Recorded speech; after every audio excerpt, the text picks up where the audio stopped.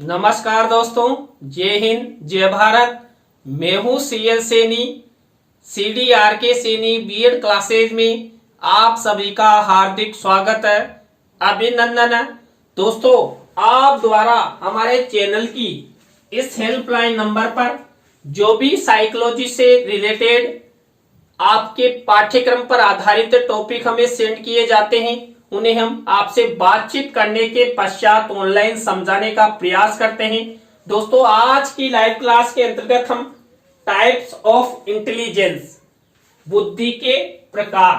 दोस्तों, आप सब जानते हैं कि बुद्धि जन्मजात होती है। बुद्धि को कई ऐसे उपायों के द्वारा अर्जित भी किया जा सकता है, उसका विकास भी किया जा सकता है, लेकिन प्रत्येक मानव में बुद्धि अलग अलग होती है।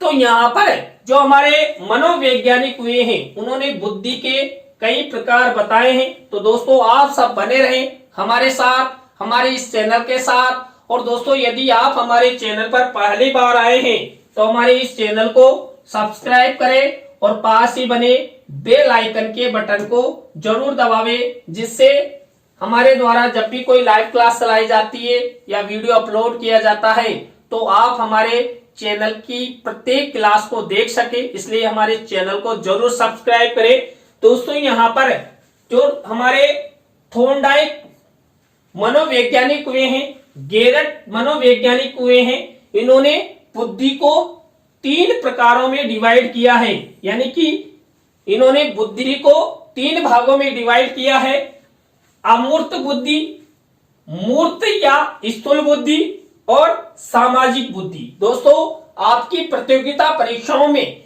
इस तरह के प्रश्न कई बार पूछे गए हैं कि थॉर्नडाइक द्वारा बुद्धि के कितने प्रकार बताए हैं। तो यहाँ पर इन तीनों प्रकारों के नाम दे देता है और एक अन्य प्रकार दे देता है, तो आप कंफ्यूजन हो जाते हैं। लेकिन यदि आपको अच्छी तरह पता है कि थॉर्नडाइक या गेरट द्वारा अमूर्त बुद्धि, मूर्त या स्थूल बुद्धि या सामाजिक बुद्धि, ये तीनों नाम यदि आपको कंफर्म याद है तो आप आपकी प्रतियोगिता परीक्षा में इस प्रश्न को अच्छे से हल कर सकते हैं। इसलिए विशेष ध्यान रखें, ये थॉर्नडाइक एवं गेरट द्वारा प्रदान की गई बताई गई बुद्धि के प्रकार हैं। तो यहाँ पर हम सबसे पहले अमूर्त बुद्धि के बारे में आपसे चर्चा करते हैं कि अमूर्त बुद्धि क्या होती है। अमूर्त बुद्धि व्यक्ति की ऐसी बौद्धिक योग्यता है, बौद्धिक योग्यता, बौद्धिक क्षमता, जिसकी मदद से हम गणित, शाब्दिक या सांकेतिक समस्याओं का समाधान करते हैं। दोस्तों, आप सब जानते हैं गणित के जो प्रश्न होते हैं, सवाल होते हैं, उनको हम आसानी के साथ हल नहीं कर सकते। जिन बालक बालिकाओं में अमूर्त बुद्धि होगी, वही बालक गणित के सवालों को अच्छे से हल कर सकता है, क्योंकि गणित के सवालों को हल करने में हमें अधिक बुद्धि का प्रयोग करना होता है, अधिक सोचना होता है, चिंतन करना होता है, तभी जाकर हम गणित के सवालों को हल कर सकते हैं या किसी भी तरह की कोई शाब्दिक योग्यता हासिल करनी हो। दोस्तों, आप सब जानते हैं, हम जब अपने मुंह से किसी भी तरह का कोई सेंटेंस बोलते हैं तो हम विशेष रूप से यह ध्यान रखते हैं कि हमारे मुंह से बोला जाने वाला प्रत्येक शब्द सही है या नहीं है। तो विशेष रूप से हमें चिंतन करते हुए ध्यान रखना होता है कि हमारे द्वारा जो शब्द बोले जा रहे वो सही है कि नहीं है।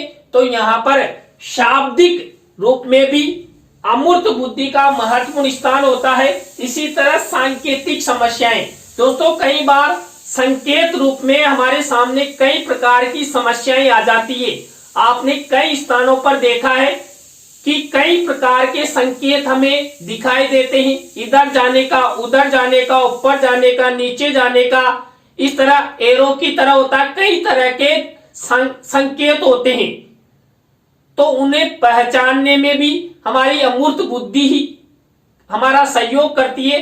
दोस्तों, जब हम बाइक या फोर व्हीलर चलाकर किसी चौराहे पर जाते हैं तो वहां पर सिग्नल के रूप में बत्तियां लगी हुई होती है और उन बत्तियों पर संकेत बने हुए रहते हैं और संकेतों के आधार पर ही हम वहां से आवागमन करते हैं।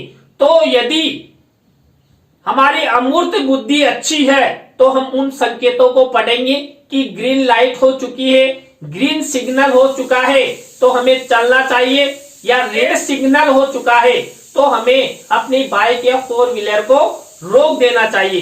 तो इस तरह संकेतों को पढ़ने में भी अमूर्त बुद्धि का प्रयोग किया जाता है। अमूर्त बुद्धि का प्रयोग करके हम पढ़ने, लिखने एवं तार्किक प्रश्नों में करते हैं।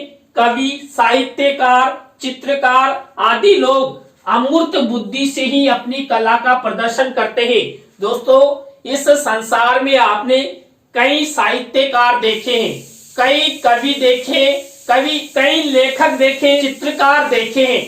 ये सब अपनी अमूर्त बुद्धि का प्रयोग करके अच्छे चित्र बनाते हैं, अच्छी अच्छी कविताओं की रचना करते हैं, अच्छा साहित्य लिखते हैं। तो यहाँ पर कुल मिलाकर अमूर्त बुद्धि सबसे महत्वपूर्ण होती है, क्योंकि इसमें व्यक्ति अधिक से अधिक चिंतन करता है और नई मौलिकता लाता है, नई रचनात्मकता लाता है और अधिक से अधिक इसका प्रयोग करते हुए हम अपने जीवन के लक्ष्यों को प्राप्त करने का प्रयास करते हैं और आगे बढ़ने का प्रयास करते हैं।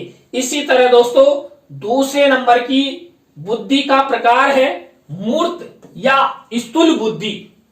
मूर्ति या स्थूल बुद्धि के द्वारा व्यक्ति विभिन्न प्रकार की वस्तुओं का व्यवहारिक एवं उत्तम प्रयोग करने की क्षमता अर्जित करता है।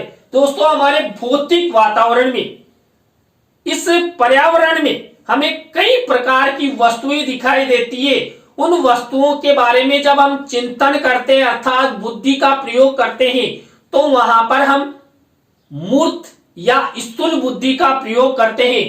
मान लीजिए दोस्तों, मेरे सामने ये पेन है, ये डिजिटल बोर्ड है, तो यहाँ पर इसके बारे में मैं चिंतन करूंगा तो यहाँ पर मैं मूर्त या स्थूल बुद्धि का प्रयोग करते हुए ही इसके बारे में मैं जानूंगा, पहचानूंगा और ज्ञान प्राप्त करूंगा। मूर्त बुद्धि को व्यवहारिक यांत्रिक बुद्धि भी कहा जाता है।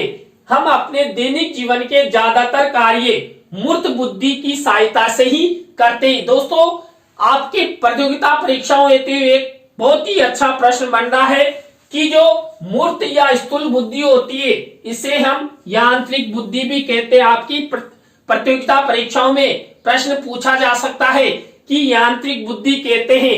अब यहाँ पर मूर्त या स्थूल बुद्धि यदि आपको याद है तो आप अच्छे से इसे हल कर सकते हैं, या फिर वहां पर अमूर्त बुद्धि दे दे तो आपका प्रश्न गलत हो जाएगा। इसलिए विशेष ध्यान रखें, यांत्रिक बुद्धि मूर्त या स्थूल बुद्धि को कहते हैं, जिसके द्वारा हम अपने प्रतिदिन के कार्य सुबह से लेकर शाम तक करते रहते हैं। इसके बाद थर्ड नंबर की हमारी बुद्धि होती है, जो थॉर्नडाइक और गैरेट ने हमें बताया है कि प्रत्येक मानव में सामाजिक बुद्धि भी होती है। सामाजिक बुद्धि से तात्पर्य उन बौद्धिक योग्यताओं से है जिसका उपयोग कर व्यक्ति सामाजिक परिवेश के साथ समायोजन स्थापित करने में करता है। दोस्तों, हम अपनी बुद्धि का प्रयोग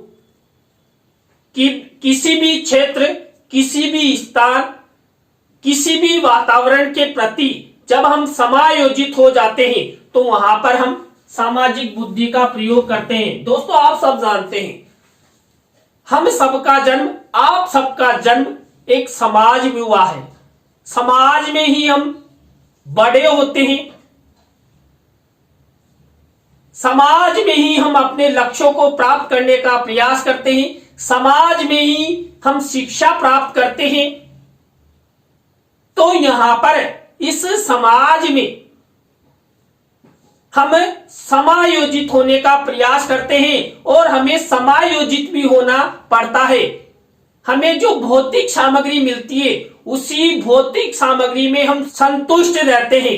दोस्तों, इस सामाजिक वातावरण में कोई गरीब है, कोई अमीर है, लेकिन हम अपना पालन पोषण करते हुए, हम अपना विकास करते हुए आगे बढ़ते हैं। तो इस सामाजिक वातावरण में हम दोस्तों सामाजिक बुद्धि का प्रयोग करते हुए आगे बढ़ते रहते हैं और अपना विकास करते रहते हैं। तो दोस्तों आज की लाइव क्लास के अंतर्गत मैंने आपको थॉर्नडाइक और गेर्डट के अनुसार बुद्धि के 3 प्रकारों के बारे में बताया। पहली बुद्धि के रूप में अमूर्त बुद्धि, दूसरी मूर्त बुद्धि जिसे स्थूल बुद्धि के नाम से भी जानते हैं, यांत्रिक बुद्धि के नाम से भी जानते हैं, और 3rd नंबर की यानी कि सामाजिक बुद्धि के बारे में बताया। दोस्तों आज की लाइव क्लास आपको कैसी लगी कमेंट्स में हमें जरूर बताएं। अच्छी लगी हो तो लाइक करें, कमेंट्स करें और अपने अपने दोस्तों को शेयर जरूर करें। और आप सब इसी तरह हमारे चैनल का सपोर्ट बनाए रखेंगे तो आप द्वारा हमारे इस हेल्पलाइन नंबर पर जो भी साइकोलॉजी से रिलेटेड टॉपिक आप द्वारा में सेंड किए जाते हैं, हम आपसे बातचीत करेंगे और यथाशीघ्र बनाने का प्रयास करेंगे। तो दोस्तों आज की लाइव क्लास में बस इतना ही। न्यू लाइव क्लास के साथ हम आपसे फिर मिलेंगे CDRK सैनी बीएड क्लासेज में CL सैनी के साथ। जय हिंद, जय भारत, राम राम साहब।